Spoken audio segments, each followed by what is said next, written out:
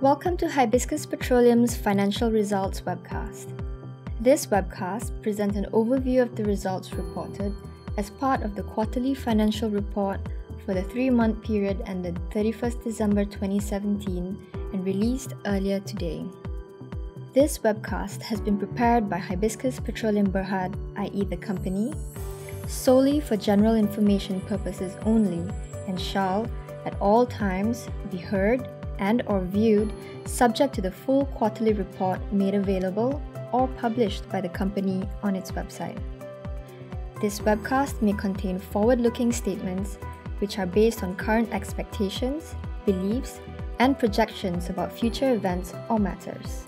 By listening to and or viewing the webcast, you agree to the limitations and notifications set out in the disclaimer section of this webcast. There are 5 parts to this webcast. In Part 1, Pascal Hoss, Chief Executive Officer of C. Hibiscus Sdn Berhad and the co-founder of Hibiscus Petroleum, will take you through a brief introduction of the company. In Part 2, Deepak Thakur, Group Petroleum Economist and UK JV Asset Manager, will provide an overview of our main asset, the Anasuria Cluster. In Part 3, Yip Chi Yong, or CY, Vice President of Finance and Group Controller, will follow up with highlights of the company's second financial quarter results. In Part 4, Pascal will briefly touch on details of our proposed acquisition of a 50% interest in the 2011 North Sabah Enhanced Oil Recovery Production Sharing Contract. He will then conclude with some of our key messages for this quarter in Part 5. Should you have any queries, you may contact our investor relations team via the email address provided at the end of this presentation. I shall now pass you on to Pascal. Hello, this is Pascal Hoss. I'm a co-founder of Hibiscus Petroleum Berhad, as well as the Chief Executive Officer of C. Hibiscus Sdn Berhad. C. Hibiscus Sdn Berhad is wholly owned by Hibiscus Petroleum Berhad and is the company that entered into several agreements with Sabah Shell Petroleum Company Limited and Shell Sabah Selatan Sdn Berhad to acquire interest in the 2011 North Sabah Enhanced Oil Recovery Production Sharing Contract. Let me commence by providing you with a brief introduction about the group. Hibiscus Petroleum was listed on the main market of Bursa Malaysia in July 2011. We listed with the intention of being involved in both oil and gas exploration and production activities. Initially, our activities were more focused towards exploration. But since 2014, when U.S. shale-related oil production catalyzed a drop in oil price, we refocused our goals, concentrating the growth of our business by enhancing production of mature assets safely and profitably in regions of our geographic focus. Our ownership of the Anasuria cluster of oil and gas fields in the UK North Sea, in this regard, is consistent with our goals and has been significant in generating positive cash flow and profit for the company over the past 2 years. Through joint operatorship in Anasuria, the company is also fast gaining valuable operating experience in the UK, as several significant projects have been delivered safely and efficiently. Anasuria has produced an annual average of more than 3,500 barrels of oil equivalent net to our company on a daily basis over the financial year ended 30th June 2017. Our vision is to be a respected and valuable independent oil and gas exploration and production company. By 2021, our mission is to secure 100 million barrels of net proven and probable oil reserves and or entitlement from our existing core asset areas and potential new ventures versus the 29.2 million barrels of reserves that we currently have. In respect of new ventures, we will be selective about the opportunities we pursue to ensure that they demonstrate attributes that are consistent with overall business strategy. We are also aiming to achieve net oil production of about 20,000 barrels of oil per day versus the average net production of about 3,200 barrels of oil per day that we achieved in the financial year ended 30th June 2017. Underpinned by a great deal of industry knowledge and experience in our team of people, and our desire to deliver superior performance as part of our organizational work culture, we believe that these targets are achievable. Our current portfolio of assets is spread across 2 geographical locations, i.e. the United Kingdom and Australia. A further producing asset has been conditionally secured in Malaysia, and whilst we have recently disclosed that we have met the required regulatory conditions as itemized in the transaction documents, we now need to undertake certain activities as part of the final deal completion steps to practically transfer the assets and relevant operational staff into our organization. Barring unforeseen circumstances, we are working towards deal completion on 31st March 2018. Without taking into account our potential crude oil entitlements from the North Sabah EUR-PSC, our company currently has total proven and probable, or 2P oil reserves, of about 29.2 million barrels. This primarily consists of 6.5 million barrels located in the Vic L31 West Seahorse asset in Australia and about 22.7 million barrels located within the various fields of the Anasaria cluster in the UK North Sea. We look forward to the completion of the Malaysian North Sabah transaction, as it would boost the company's net entitlement reserve significantly. Deepak will now take you through details on the Anasaria cluster in part 2 of this webcast. Hello, I'm Deepak Thakur. At Hibiscus Petroleum Berhad, I have two roles. I am the Group Petroleum Economist, and I also have the role as JV Asset Manager for the Anasaria cluster. I will now take you through some information on our key asset, the Anasaria cluster, which is located offshore the United Kingdom. To recap, we completed our acquisition of the Anasaria cluster from Shell and Esso on the 10th of March 2016. Hence, we have been operationally active in the North Sea for nearly 2 years now. The Anasaria asset is located about 175 kilometers east of Aberdeen and has been producing since 1996 with an estimated remaining economic life of approximately 19 years. Our interest in the Anasaria cluster comprises a 50% interest in the Teal, Teal South, Gilmore A and Kite fields. We jointly operate these fields together with our partner Pink Petroleum through a jointly owned legal entity incorporated in the United Kingdom called the Anasaria Operating Company. The cluster also includes the Cook field, and we have a non-operated 19.3% interest in this asset. Included as part of Anasaria cluster are all the installed subsea production infrastructure and the floating production storage and offloading vessel, the Anasaria FPSO. Taking a closer look at the field layout, the subsea infrastructure underpinning the production of hydrocarbons is quite extensive and spans 25 kilometers from north to south. Our confidence to jointly operate this asset is derived from the existing knowledge and experience of Hibiscus and Pink personnel, some of whom have previously worked in the UK North Sea environment. Operating risks are further mitigated by the fact that we also utilize the services of Petrofac, a reputable international service provider, in the role of offshore duty holder for the facilities and pipelines, while we are, since early February this year, the designated operator for the offshore wells. During the first year of joint operations on the Anasaria cluster, we focused on understanding the asset, the environment we work in, and most significantly, we applied ourselves relentlessly towards improving operational performance. In our second year of joint operations, we initiated and completed several production enhancement projects of low technical complexity, which we believe will make a positive impact on the performance of the asset going forward. The safe and successful execution of these projects has provided us a base to address the more technically challenging projects that we hope to undertake in the next 6 months. That said, the financial performance of our Anasaria asset is subject to several factors. We are exposed to movements in oil and gas prices, particularly Brent crude oil price, at the time of scheduled offtake from the Anasaria FPSO. In this regard, we have seen in recent months that Brent futures pricing is currently in backwardation, which basically means that current spot prices are higher than future pricing, a signal of near-term global oil demand. The recent gains in oil prices, as shown in the chart, on the top right-hand side of the page is also due to OPEC and its allies strictly complying to agreed production quotas as a means of managing oil prices. We believe that these oil price gains are sustainable given real economic growth, supporting a demand for oil even with US shale production hitting new highs. It is also interesting to note that reputable industry analysts currently have a more positive outlook on crude oil prices. The chart on the lower right hand side of this slide shows that some of these analysts are projecting oil prices of $55 per barrel as a base, whilst the majority of them are forecasting prices north of $60 per barrel going forward. Moving on now to the next factor that affects the performance of Anasuria. Foreign exchange rates also play a role as we recognize our revenues and the valuation of Anasuria oil and gas fields in US dollar, while the bulk of our operating costs for the asset are incurred in sterling pounds.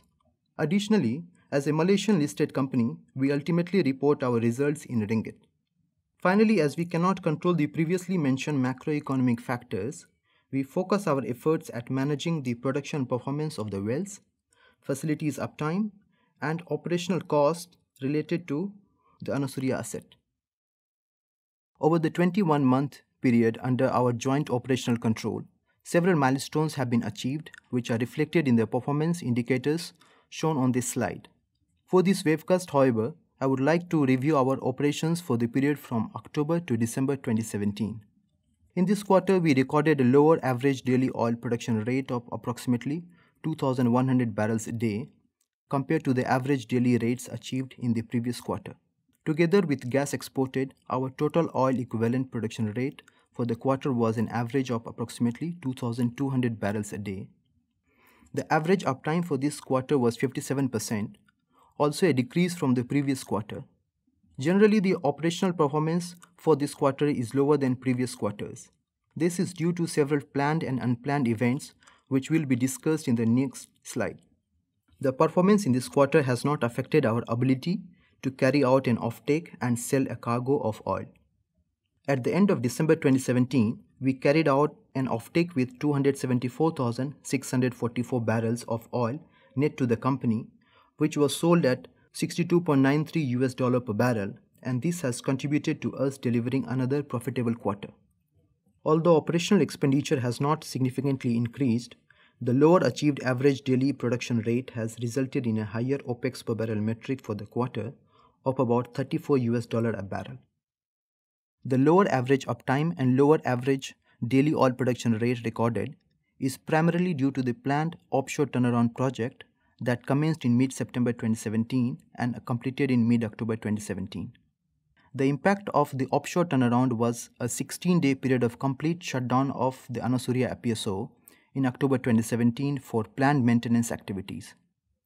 While this activity has a short-term impact on our operational performance, we hope that the various activities that have been undertaken on the Anasuria FPSO makes it a safer and more reliable offshore production facility going forward. Our next offshore turnaround of the Anasuria FPSO is expected to occur at the end of 2019. In addition to the offshore turnaround activities, we were also impacted by two unplanned events that occurred during the current quarter. The first unplanned event was a temporary interruption in the production of Cook P1 well, which also affected gas lift operations on the Gilmore A field. The second unplanned event was a temporary failure of our gas compression facility on board the Anasuria FPSO, which again affected gas lift operations on the Gilmore A field. All technical issues have been resolved, and we are pleased to report that wells and facilities are currently performing at the expected levels. While the average production rates were impacted by these unplanned events, our technical team is working towards a production recovery plan to ensure targeted cumulative production volumes for the year can be achieved. Despite some of these challenges, we are pleased that we have successfully completed the offshore turnaround of the Anasuria FPSO on schedule. The next such activity is planned for late 2019, and we are hopeful that our recent efforts will allow us to achieve a higher level of average uptime going forward. We have also completed the Gilmore P4 gas lift project. Initial indications are that this well is producing above forecast, so we are pleased with the results being delivered. We are currently collecting data from this well and will make the relevant disclosures when we have collected and analyzed sufficient data points over a period of time that allows us to make reliable conclusions. Over the next 6 months, our operations team is focused on delivering the drilling of Gilmore P2 sidetrack well safely and on budget. Based on the current work progress, we are on track for execution and completion of the well by the end of June 2018. As announced in our press release dated 7th February 2018, our jointly controlled operating entity, the Anasuria Operating Company Limited or AOC, had recently awarded a drilling rig contract to Seadrill for the provision of its 6th generation semi-submersible drilling rig, the West Phoenix. This rig has been contracted to drill Gilmore P2 sidetrack well into the Forties reservoir, which is our primary target, or the Fulmar reservoir, which is a secondary target. By using the existing Gilmore P2 well as a donor well for the sidetrack, we hope to be able to realize enhanced crude oil production as soon as the drilling program is completed around the middle of calendar year 2018. This project is also forecasted to realize net 2P reserves of 1.01 million barrel of oil. The drilling of this sidetrack well is part of our overall strategy to enhance production from the Anasuria cluster to up to 5,000 barrels of oil per day by the financial year ending 2020. I will now pass you on to CY for part 3 of this presentation.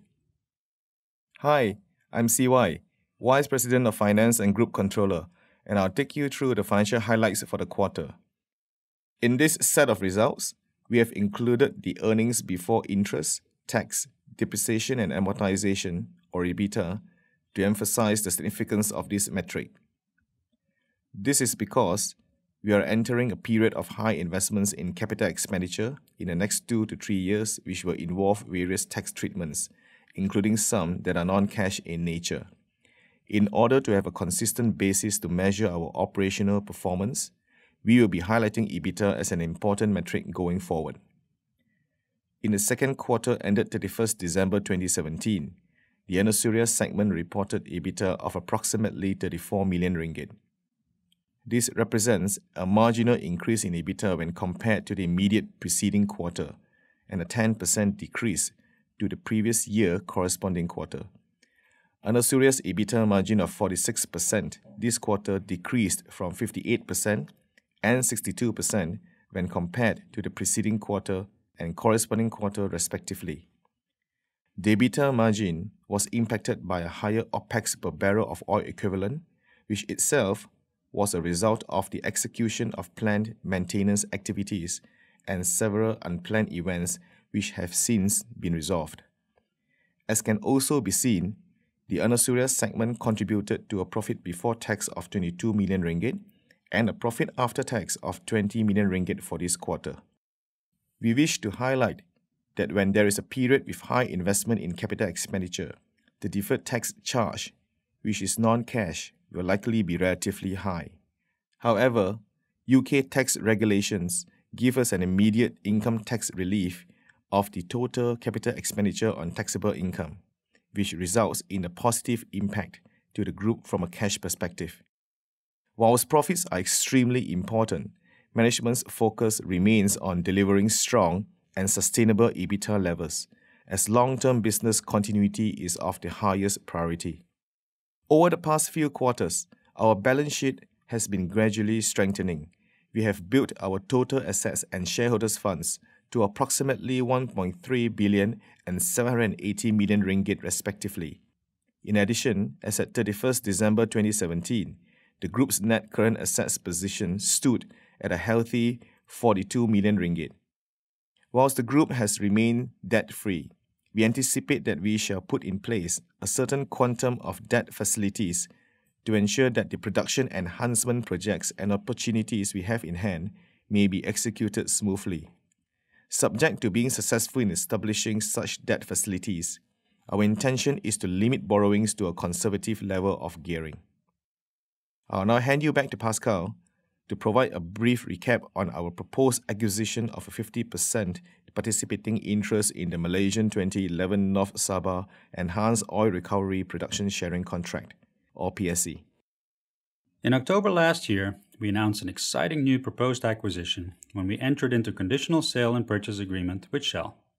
This transaction entailed the acquisition of Shell's entire 50% participating interest in the 2011 North Sabah Enhanced Oil Recovery Production Sharing Contract, or PSC.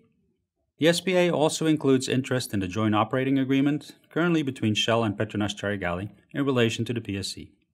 This transaction marks our second deal with Shell internationally and is consistent with the group's strategy of having interest in producing late-life fields in safe jurisdictions. We are working relentlessly towards completing this transaction because this asset has the potential to increase the company's oil production output by a factor of up to 3 times.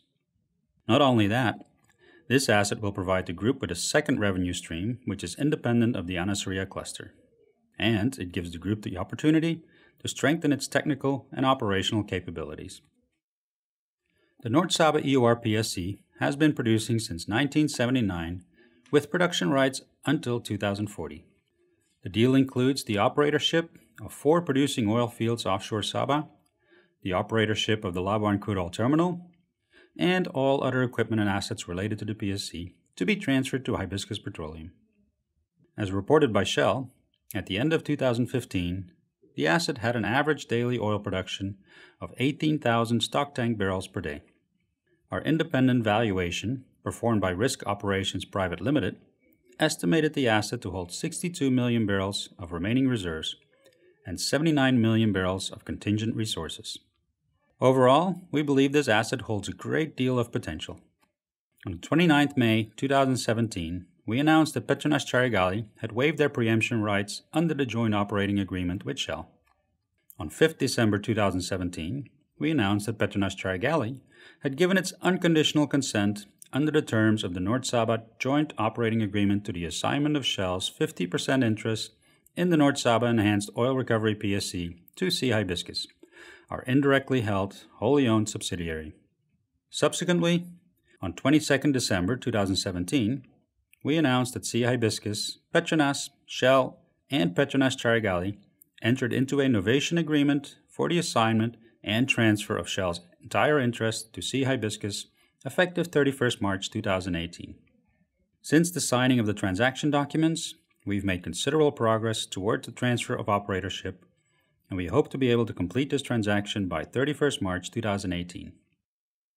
Before we wrap up, I would like to highlight a few takeaway points.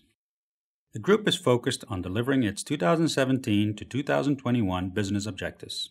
The following 3 activities, to be implemented over the next 6 months, are key towards the successful delivery of this mission. First, we hope to conduct a successful extraordinary general meeting in early March 2018 in respect of the proposed free warrants issuance. Second, we hope to complete the North Sabah transaction by 31 March 2018. And finally, we hope to drill and complete the Guillemot P2 sidetrack well by the end of June 2018. The completion of the North Sabah transaction is expected to boost our net entitlement of production and proven and probable reserves to within the range of 40 to 50% of our 2021 mission. We anticipate the gap to be closed by developing identified opportunities within the assets that are in our portfolio and also through new ventures on a selective basis. We hope all these events will act as positive value-enhancing triggers for our shareholders. In addition, with production at the Anasaria cluster currently restored to expected levels and oil prices demonstrating favorable trends, barring unforeseen circumstances, the group expects this financial year to be positive. And that's all we have for this quarterly earnings webcast. Thank you for tuning in.